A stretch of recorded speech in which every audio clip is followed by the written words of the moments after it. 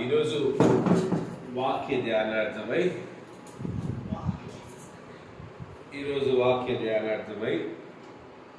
ఆది కాండము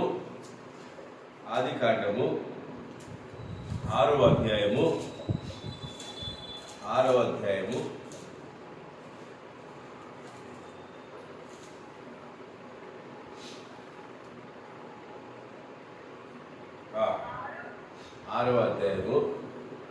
13వ వచనం చదువుదాం. దేవుడు నోవాహుతో సమస్త శరీరముల మూలముగా భూమి బలాత్కారముతో నిండి ఉన్నది కనుక నా సన్నిధిని వారి అంతం వచ్చి ఉన్నది. ఇదిగో వారిని భూమితో కూడా నాశనం చేయుదును. చితిసారకపు మ్రానుతో నీ కొరకు ఓడను చేసుకునుము. అరలు పెట్టి ఆ ఓడను చేసి లోపటను వెలుపటను దానికి కీలు పూయవలెను. హల్లెలూయా, హల్లెలూయా. ఈ లేఖనాల్లో నిజంగా మనం గమనిస్తే భూమి ఎంత ఎలాంటి స్థితిలో ఉందంట? బలాత్కారముతో నింపబడి ఉంది. భూమి నేను నాశనము చేయబోతున్నాను కనుక నీవు నీ కొరకు ఏం చేయాలంట? ఒక ఓడను సిద్ధము చేయి. నోవాహు ఓడ చేసేవాడైతే బాగుండేది. బహుశా నోవాహు ఓడలు చేసేవాడు అయితే కాదు. నోవాహు వ్యవసాయము చేసేవాడు, అవునా కదా? ఎందుకంటే దీని తర్వాత మనం నోవాహు ఏం చేసేవాడని తెలుసుకుందాము. వ్యవసాయం చేసి ద్రాక్ష తోటలు పండించి ఏం చేశాడు? అయ్యగారు శుభ్రంగా ఆరగించాడు, శుభ్రంగా సేవించాడు. అనగా నోవాహు యొక్క ఆయన జీవన విధానము, జీవనాధారము ఏంటంట? వ్యవసాయము, అవునా కదా? కానీ దేవుడు ఇక్కడ కొత్తగా నోవాహు ఒక మాట చెప్తా ఉన్నాడు. నీ కొరకు ఒక ఓడను తయారు చేయి. అది ఏదో చిన్నగా ఒక ఇద్దరు ప్రయాణం చేసే ఓడంటే సరే అబ్బా 4 చక్రాలు పెట్టి 4 మేకులు, అప్పుడు మేకులు ఉన్నాయో లేవో తెలియదు, మరి ఎట్లా చేసినారో నాకేం తెలియదు. దానికి ఏదో కీలు పూయమన్నారు, అంటే గమ్ము ఇవ్వమన్నారు, తయారు చెయ్యి అన్నాడు. మరి అది ఎట్లా సాధ్యమైందో దేవునికి నోవాహుకే తెలిసింది అలా ఆ టెక్నాలజీ అంతా. కానీ నోవాహు దేవుడు అంటున్నాడు నువ్వు చెయ్యి. అది సామాన్యమైన ఓడ కాదు. మళ్ళీ ఏంటి? అది సామాన్యమైన ఓడ కాదు. 3 అంతస్తులు కలిగిన ఓడ. ఏంటైనా 3 అంతస్తులు కలిగిన ఓడ. అది కూడా కొలతలతో, అరలతో, అంతస్తులతో. సరే, ఇప్పుడు ఆ టెక్నాలజీలు ఉన్నాయి, వెల్డింగ్లు ఉన్నాయి, లేకపోతే ఇంకోటి అంటే అది వేరు. ఏమీ లేవు. తయారు చేసే వాళ్ళు ఎంతమంది తెలుసా? నోవాహుతో పాటు అతని 3 కుమారులు, 3 కోడళ్ళు, ఆయన భార్య. మొత్తం ఎంతమంది అయ్యా? 8 మంది.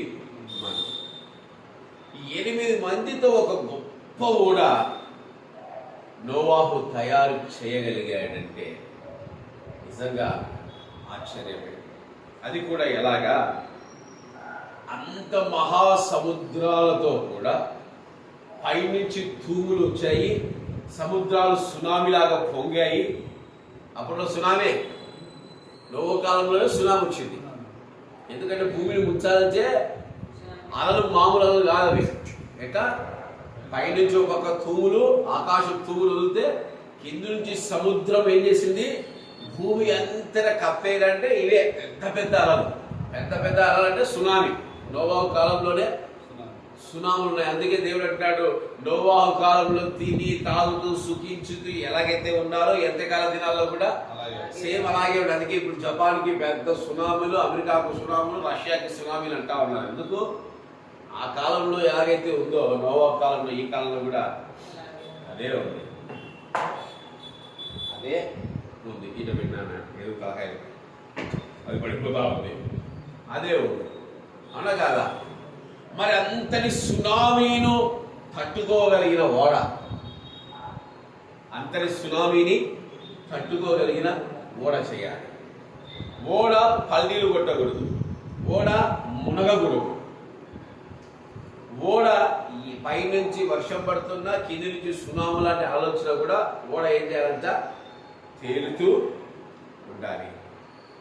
ఇదేమైనా స్పెషలిస్టా, ఏమైనా ఓడలు తయారు చేసేవాడా అంటే అది కాకపోయా, అది కాకపోయా.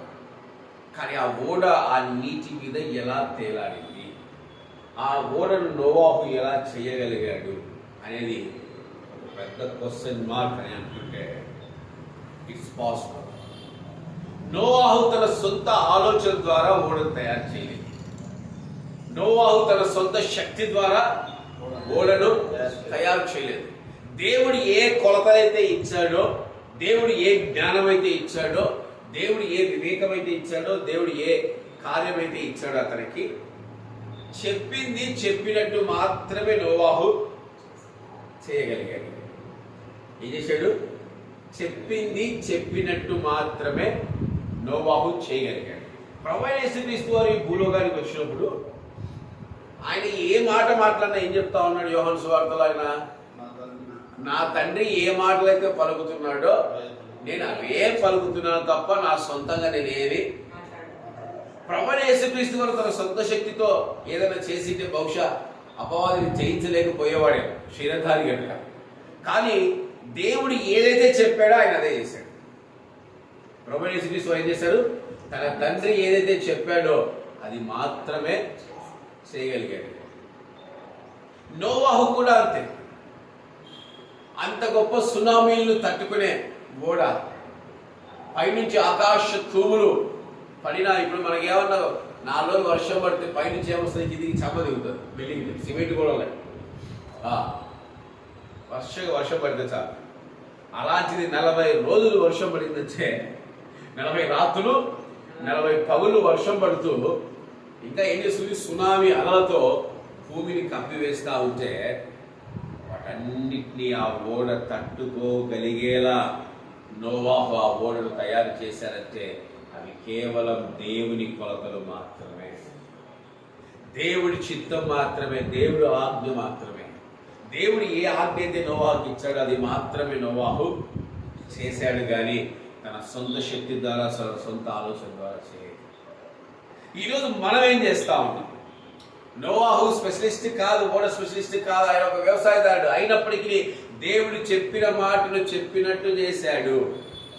ఈరోజు సేవకులమైన మనమైనా, విశ్వాసులమైన క్రైస్తవుల మనమైనా మన సొంత ఆలోచన ద్వారా, సొంత శక్తి ద్వారా చేస్తే ఏమైపోతాయి? టైటానిక్ షిప్ లాగా ఒక చిన్న ఐస్ గడ్డ కొడతారే ఏమైపోతుంది? అంత పెద్ద ఓడ కూడా కూలిపోతారు.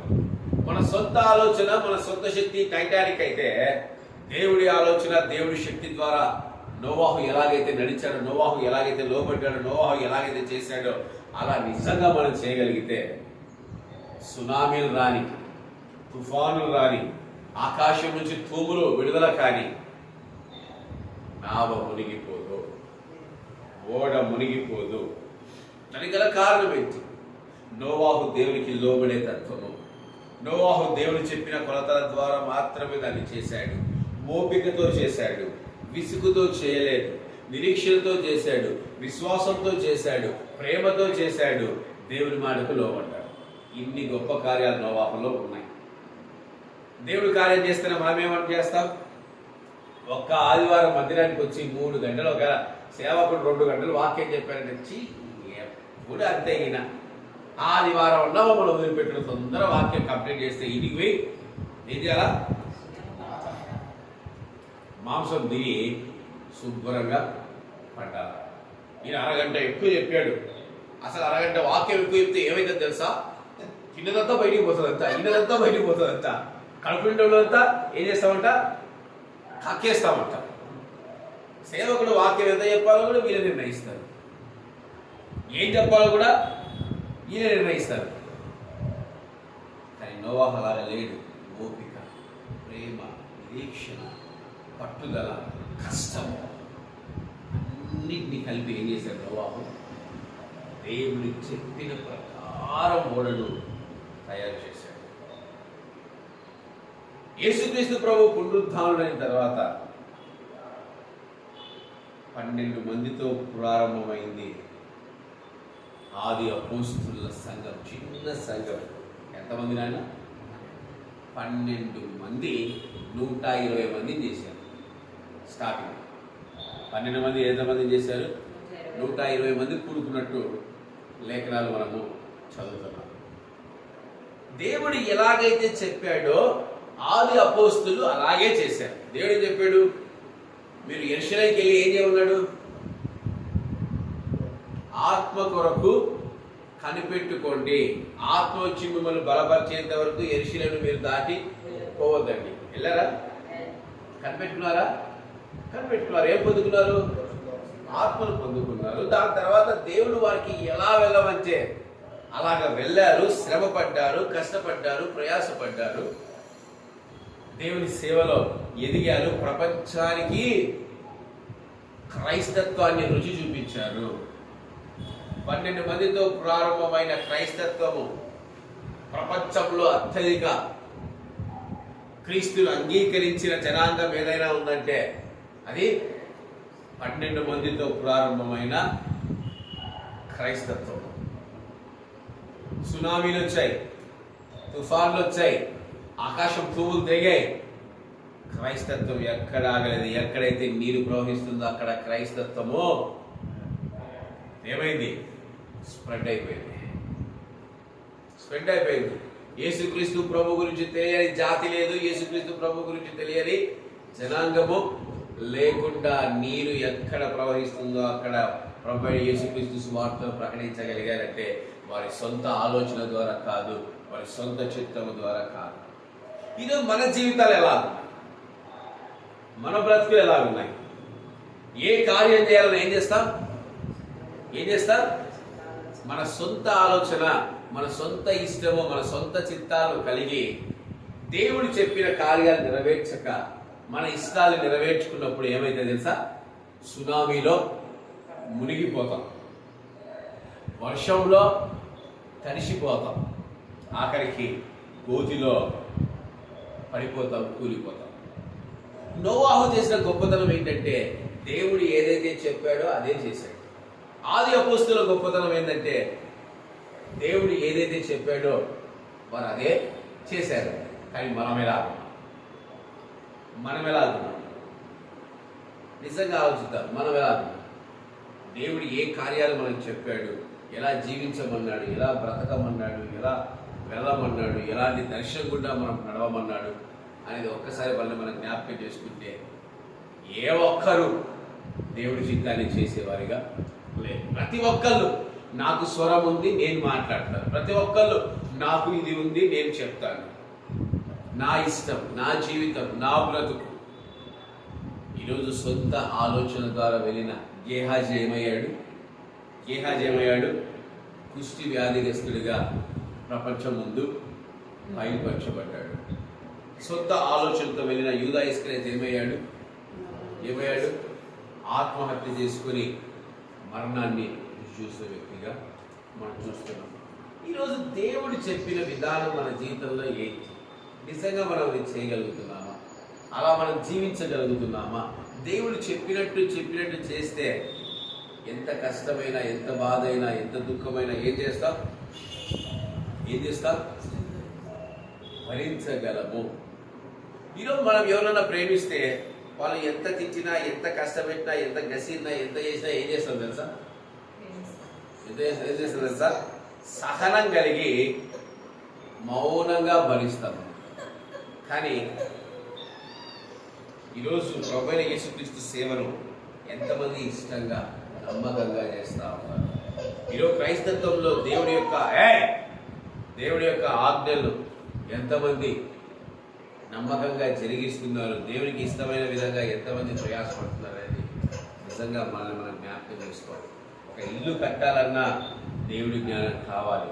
ఒక సంఘం నిలబడాలన్నా దేవుడి జ్ఞానం కావాలి. ఒక గర్భఫలం రావాలన్నా దేవుడి యొక్క జ్ఞానం మనకు, దేవుడి యొక్క శక్తి మనకు చాలా అవసరం. ఈరోజు ఎంతమంది దేవునికి వ్యతిరేకంగా జీవిస్తాం, ఎంతమంది దేవునికి దూరంగా జీవిస్తాం, ఆయన చెప్పింది చెప్పినట్టు ఎంతమంది చేయగలుగుతున్నారు అనేది ఒక్కసారి మనమే జ్ఞాపకం చేసుకోవాలి. నోవాహు దగ్గర దగ్గర ఒక 4,000 మంది 5,000 మంది కట్టాల్సిన ఓడను 8 మంది మాత్రమే ఓపికతో ప్రేమతో చెప్పినట్టు ఆ యొక్క కొలతలను పెట్టుకుంటూ కట్ చేసుకుంటూ అసలు నిజంగా ఎలా కట్టారో కొన్ని సంవత్సరాల నిరీక్షణ. నోవాహు 600 ఏళ్ళ వాడంట. ఎప్పుడు జలప్రలయము భూమి మీదకి వచ్చినప్పుడు 600 సంవత్సరాలు. నిజంగా మనకు 50 సంవత్సరాలు 40 సంవత్సరాలు బ్రతకాలంటేనే ఎలా ఉంది, చాలా దారుణంగా. ఆ ఓడ కట్టడమే కాదు, దేవుడు ఏం చెప్పాడు, ఆ జంతువుల్ని ప్రతి ఒక్కరిని చేర్చమన్నాడు, జతలుగా చేర్చమన్నాడు.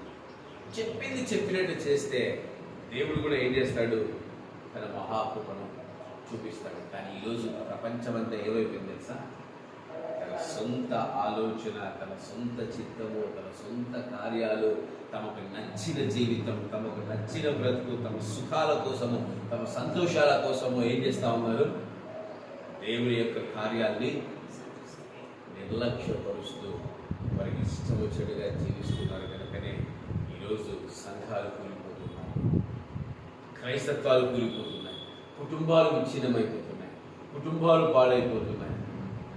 వారి బ్రతుకులు ఆఖరికి చాలా నిర్జీవమైన బ్రతుకులుగా మార్చబడుతున్నాయి. ఒకప్పుడు ప్రపంచాన్ని శాసించిన కేఏ పాల్ బ్రదర్ లాంటి వాళ్ళు ఇప్పుడు కమిడియన్లుగా పేరు సంపాదించుకున్నారట. ఒకసారి అలాగే ఒక సేవకుడికి ఈయన ఒక కమిడియన్ అని పేరు వచ్చిందంటే ఎంత దౌర్భాగ్యమైన స్థితి.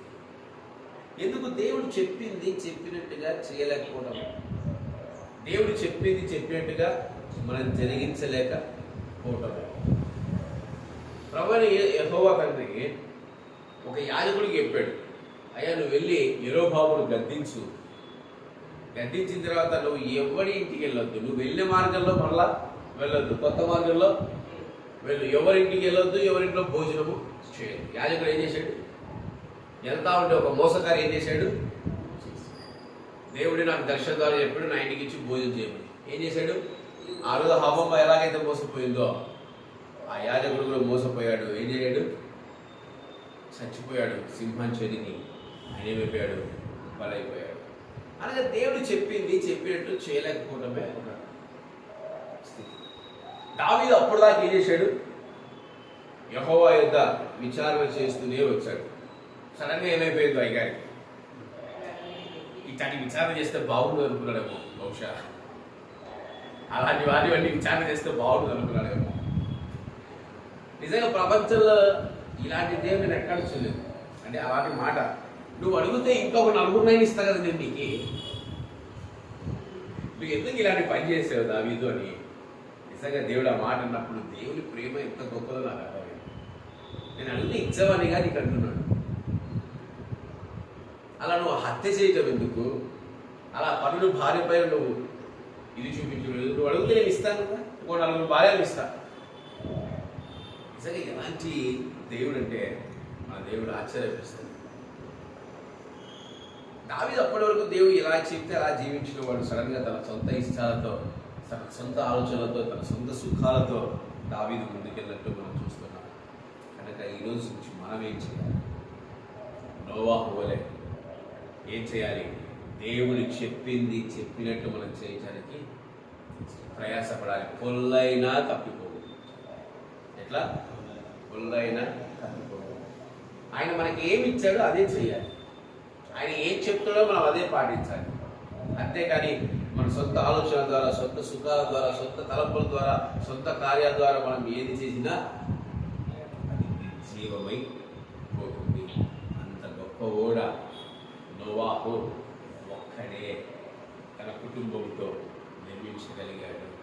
ఎందుకు, దేవుని యొక్క చిత్తాన్ని నెరవేర్చడానికి దేవుడి శక్తి, దేవుడి జ్ఞానం ఇస్తాడు. ఈరోజు దేవుడి చిత్తాన్ని మనం నెరవేర్చగలిగితే, ఆయన చెప్పినట్టు చేయగలిగితే ఆయన జ్ఞానం లభిస్తుంది, ఆయన బలం లభిస్తుంది, ఆయన తోడు లభిస్తుంది, ఆయనకు సహాయము లభిస్తుంది. నోవాహు కష్టపడతా ఉంటే దేవుడు నోవాహు కొరకు ఎవరు పంపించాడు? నెఫిలీలను పంపించాడు సహాయం కోసం. పంపించారా?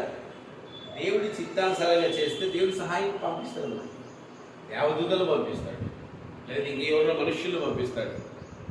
ఆయన చిత్తం నెరవేర్చబడుతున్నప్పుడు నా శక్తి సరిపోవట్లేదా అంటే ఆయన ఖచ్చితంగా పంపిస్తాడు. ప్రభు యేసుక్రీస్తు శిలువ మోస్తున్నప్పుడు ఇక ఆయన కళ్ళు తిరిగి పడిపోయే స్థితిలో ఎవరు మోసారు? ఆ శిలువని ఎవరు మోసారు? సీమోను అనే ఒక అన్యుడు, పరాయవాడు ఆయన మోసాడు. శిష్యులు కాదు మోసింది, ఎవరో మోసారు. సహాయం దేవుడు ఎవరి ద్వారా అయినా పంపించాడు. కనుక మనం చేయాల్సింది ఏంటి? దేవుడి చిత్తాన్ని ఎలాగైతే మనకు చెప్పాడు, ఎలాగైతే మనం జీవించాలన్నాడో, ఎలాగైతే మనం బ్రతకాలన్నాడో అలాగే చేయిస్తే ఖచ్చితంగా సమస్తము మనకు